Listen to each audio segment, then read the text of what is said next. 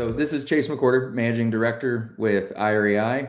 I'm sitting with Dan, is it Meador? Am I saying that right? Meador? Meter is correct. Yes, Chase. Perfect. With Dermody Properties. And this is continuing a series on asset management that we're doing, kind of going through all the different property types. But kind of before jumping into it, Dan, why don't you just introduce yourself, your role, and a little bit about yourself, and then we'll Sure. jump into the questions. Sure. Happy to. Thanks, Chase. Again, Dan Meador. I'm the Executive Vice President with Dermody. I oversee our asset management platform, as well as working with all of our regional team members on our leasing efforts across the country. I've been in the real estate industry, excuse my dog barking in the background. Uh, Never fails. I'm actually in my 43rd year of real estate. I have about 20 years in the industrial sector. Prior to joining Dermody 6 years ago, I spent 7.5 years with First Industrial Realty Trust, and I also had a stint with Prologis as a market officer. So that's a little bit on my background. Okay, perfect. No, I always appreciate that for context. Um, and kind of speaking of context, this series that we're doing, we're going through all different property types from industrial to retail, cold storage, healthcare. Really kind of the impetus for doing this series across property types.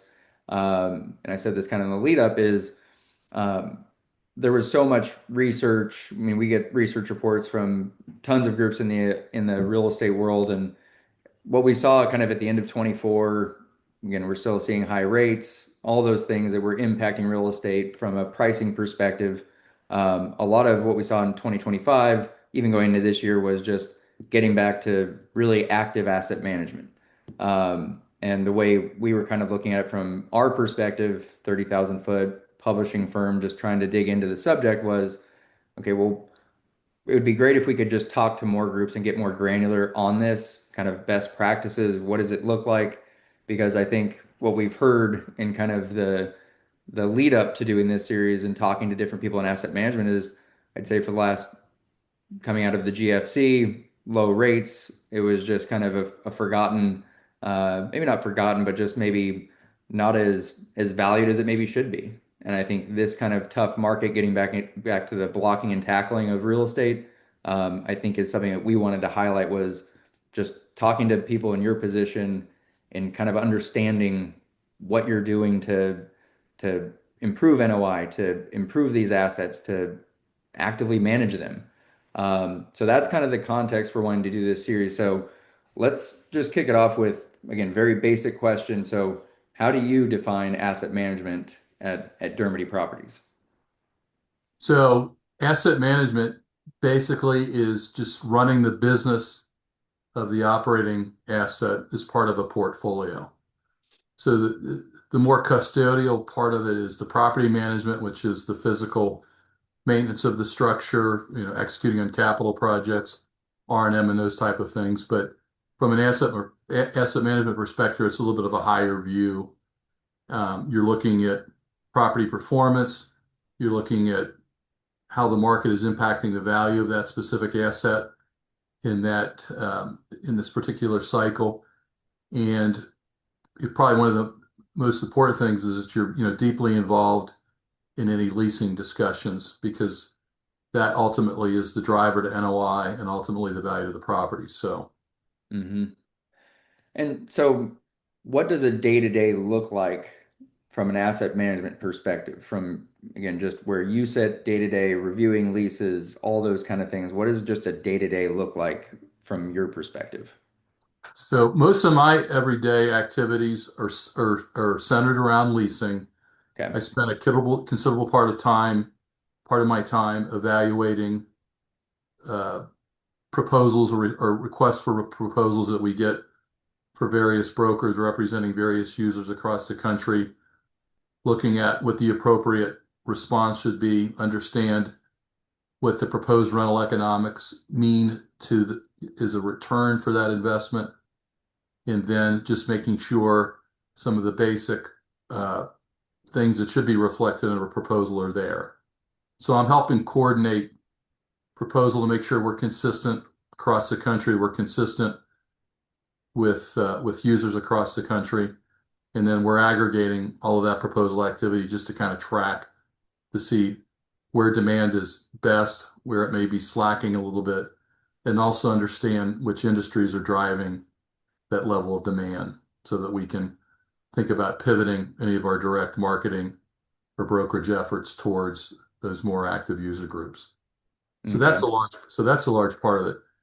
Once we have an agreed upon deal, I get involved in the uh, the drafting of the lease and then the negotiation of that lease through execution.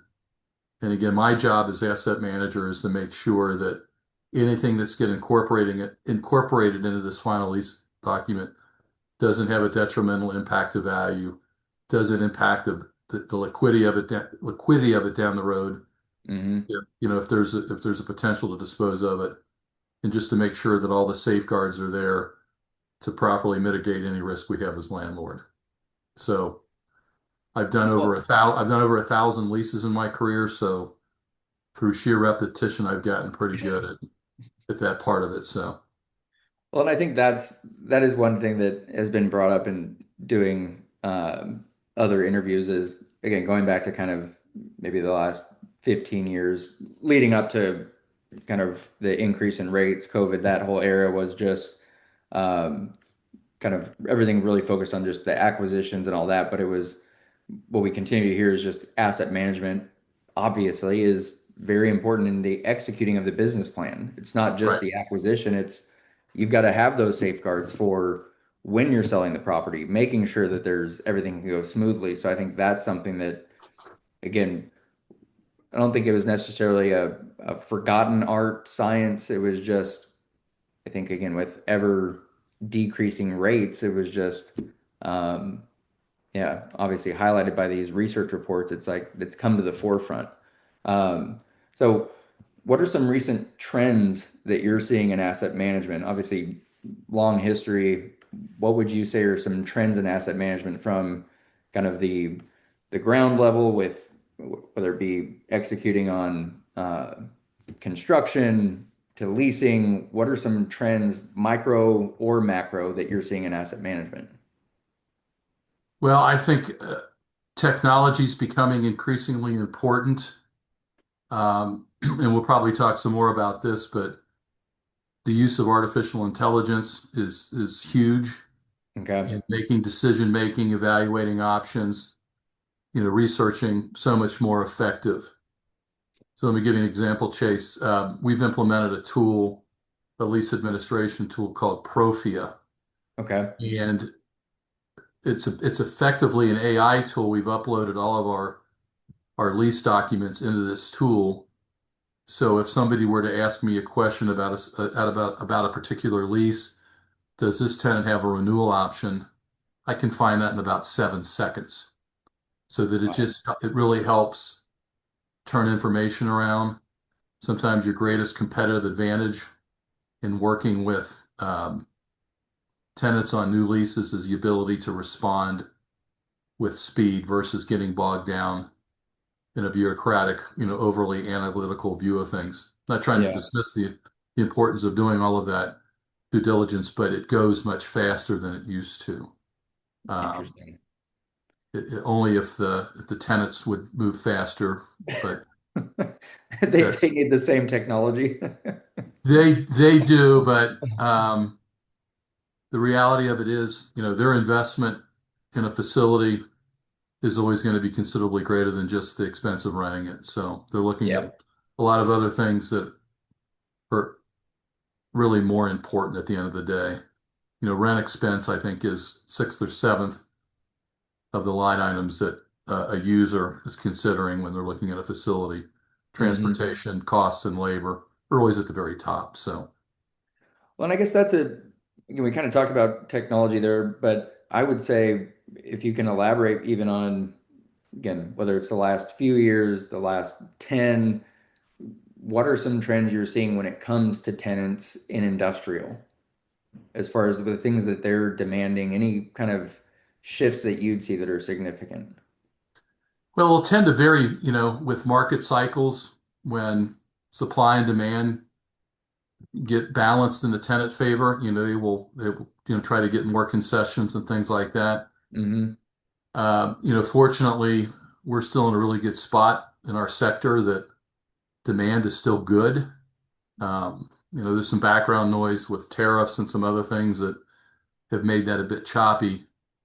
But at the end of the day, e-commerce continues to be a growing segment of overall consumer sales, which drives a lot of which continues to drive demand for our products. So Hmm. I like to tell people, I'll give you an example here, that office that you're sitting in right now, Hmm. everything in that office sat in a warehouse at one point in time. But I bought, I bet a lot of that did never sat in a retail brick and mortar location. Yeah. So think about that, number one, and number two, think about, the e-commerce channels and how much people are shopping on Amazon. So that's had a ripple effect, and that demand continues to be very strong. Hmm. Um, Tenants are increasingly focused on ways that they can control operating expenses in the building. Yeah. They'll dig a lot into what am I really paying for, and we try to be very thoughtful about that. It's always a competitive aspect of competing with another building is what are your operating expenses, but we're acutely aware of that and do everything we possibly can to optimize that. Uh, Hmm. there's some, sustainability provisions that are becoming increasingly important for users. Um, the ability to potentially access alternative power sources, like solar and those type of things. It Hmm. hasn't become, um, a major part of it, but you can kind of see things shifting that way. Um, Interesting. Users in the building, it's more and more important for um, what they call employee welfare. They want to make sure there's inadequate, break areas and things like that because they're all competing for the same labor. So they want to make sure that the facility is attractive for people that come to work in the building. And the good news that what we do is all primarily new development. So we make sure that we have all of those modern attributes to it. And see, and that's again, that's why I was, when we started brainstorming on doing this series, it's things like that that I think um, get lost when you're just kind of at that real estate fund management level, like as far as just you're competing for tenants and they're competing for labor as far as things like break rooms. Right. And managing the assets, it's obviously going to generate value, improve NOI. So I mean, those Yeah. are the kind of things that I just wanted to say, like that's really kind of the meat of what we're trying to get to with this is just understanding kind of the day to day, what these tenants are looking for, how you're able to beat out your competitors and with your property. Yeah. Um, and Here's one other thing that's really, really important yeah. from a user perspective. You've heard the phrase real estate is what? Location, location, location. Hmm. Now, in the industrial warehouse distribution sector, it's become location, location, power. Oh wow. So, one of the trends that we're seeing is that users in the industrial space are making sure that there is access to adequate power.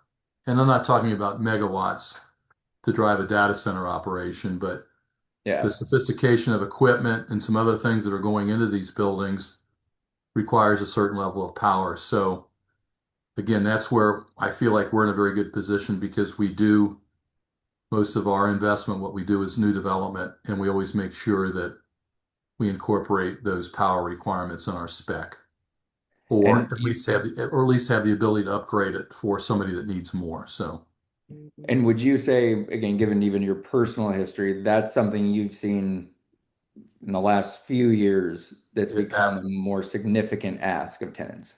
it's been, yeah, the last 4 or 5 years, and it's becoming more and more important.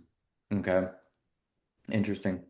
Um, so what would you say makes asset management of industrial different from other asset classes? Yeah, it's a very good question. And um, first, the physical real estate is much simpler than an office building Yeah. or a multi-level apartment building and even a retail center because there aren't significant elements of common area. There aren't vertical transportation things that need to be addressed. So we have a simpler, we have a beautiful big box that we work with. Yeah. So from that perspective, much simpler than the other product types that I described. The other part of this is that leases primarily across the US are structured on a triple net basis, Hmm. meaning that the tenant takes care of all interior maintenance items of the building. So they take care of their own janitorial, their own plumbing needs, they maintain the HVAC equipment, they maintain the dock equipment and those type of things. We take care of roofs and parking lots. Okay. So there's less day-to-day engagement with the tenants on kind of building operational issues since they have most of that in their basket of responsibilities. Okay. So with that being said, and with some of the advances in technology, you can efficiently manage a portfolio of these buildings with fewer people. Okay. So there's some, inherent efficiencies with that. And to have some good systems, policies, and procedures around how to contract for services and things like that really helps make that effort work really well. So, Well, and you briefly touched on it earlier when we were talking about trends, and you referenced the leasing AI, and then obviously you just mentioned it there with being able to operate with fewer people. So maybe digging into technology a little bit more, um, what role overall does technology play in asset management?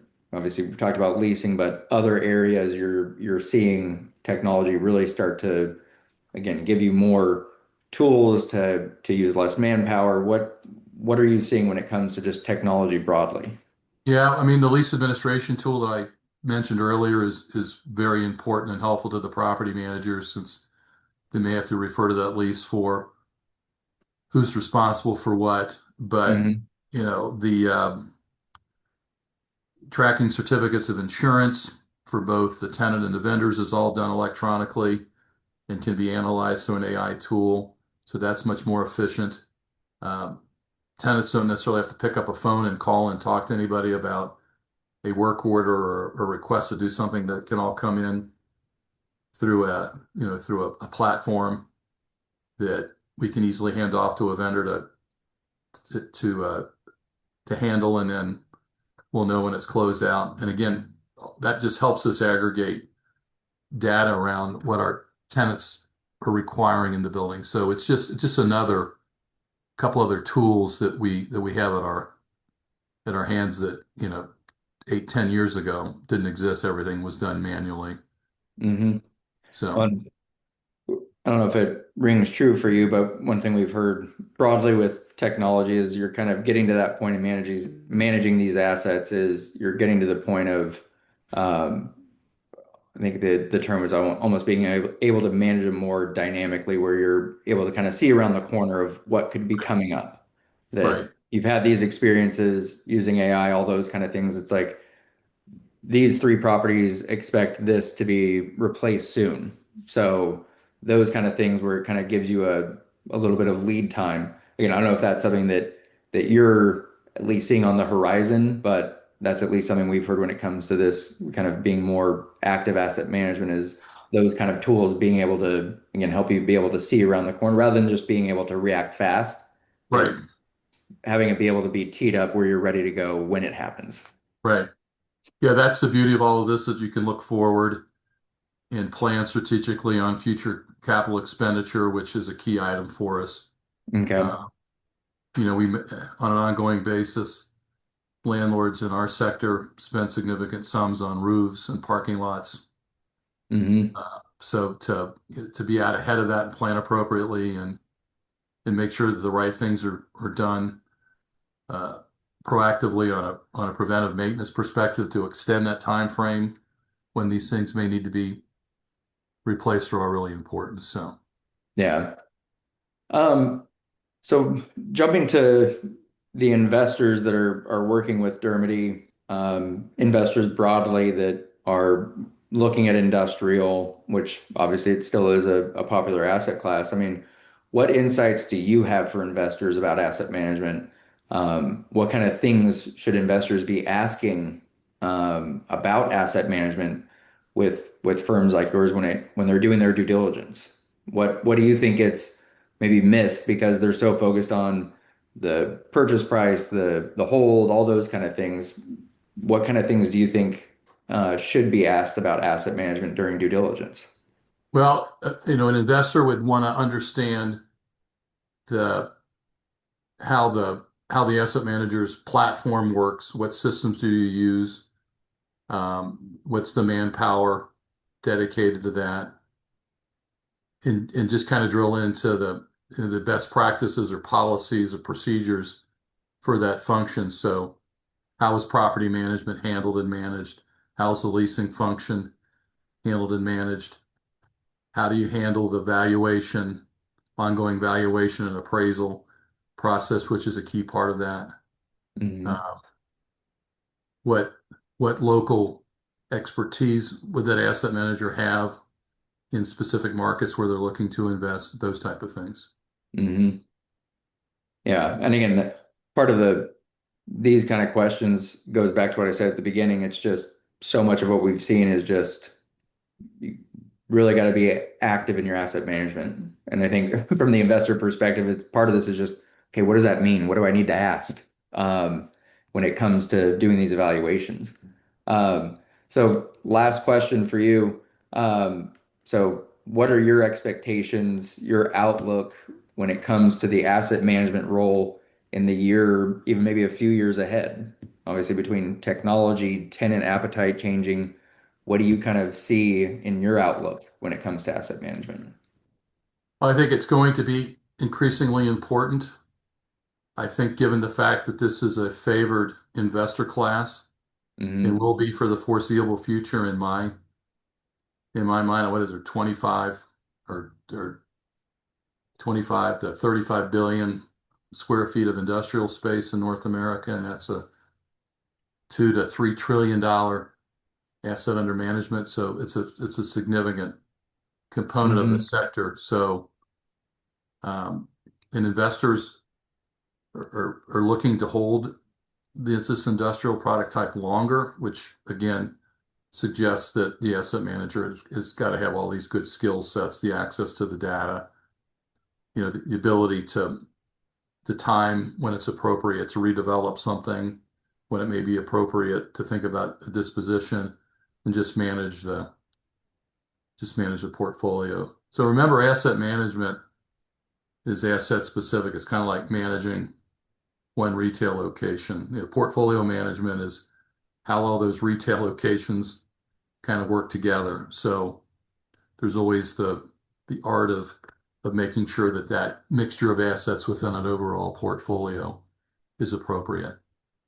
Okay. You're not overexposed in one geographic area. You're not overexposed with one particular customer, those type of things. So Yeah. that makes sense. That makes sense.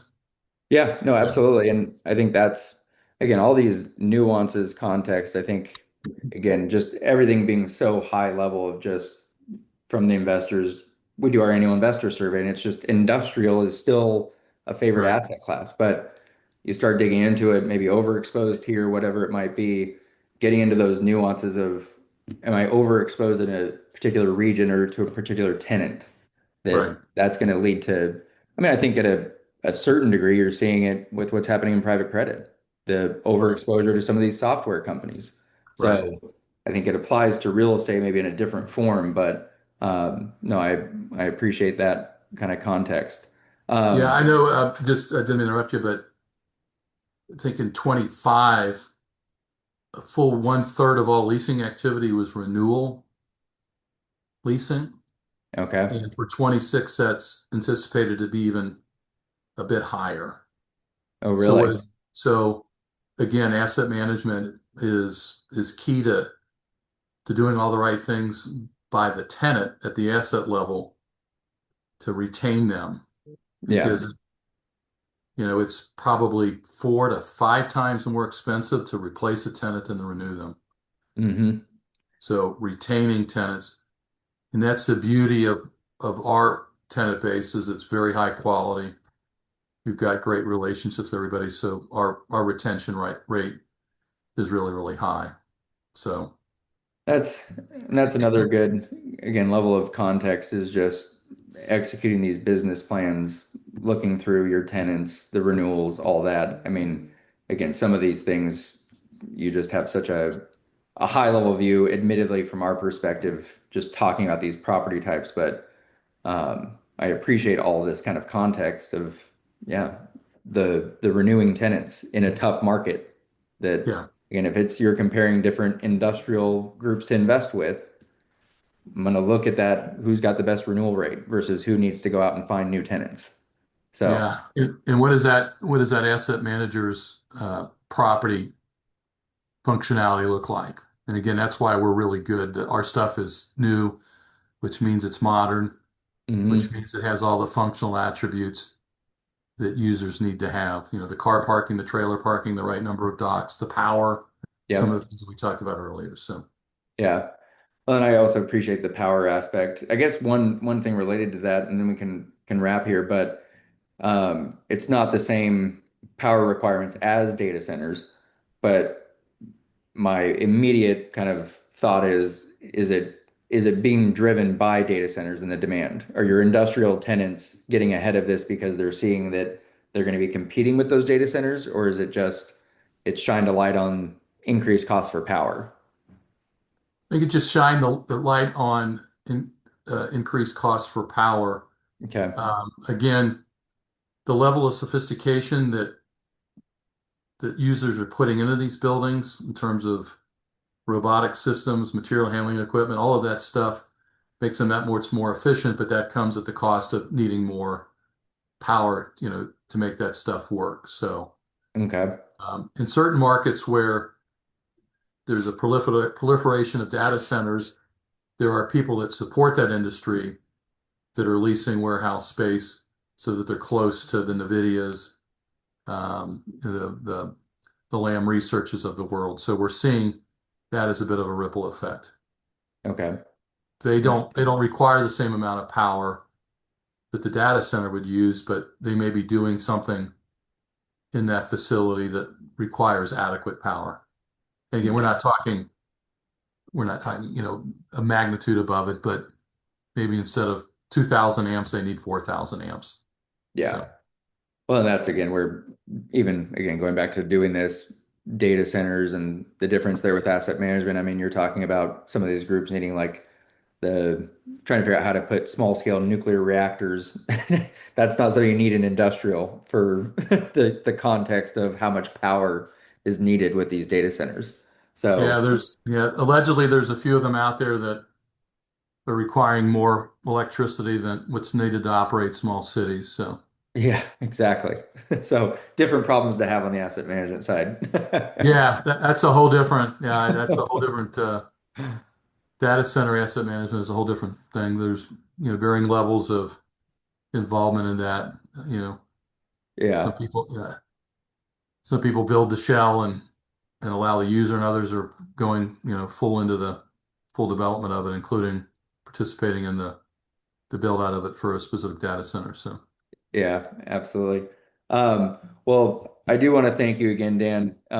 We know you're busy. Again, even as we said at the beginning, with the asset management becoming increasingly important, I'm sure you're busier than ever. So we appreciate you taking the time to talk about this with us. Have a great rest of your day, and looking forward to doing a follow-up on this soon. look forward to it, Chase. Thanks a bunch. Good chatting with you. Thank you. See ya.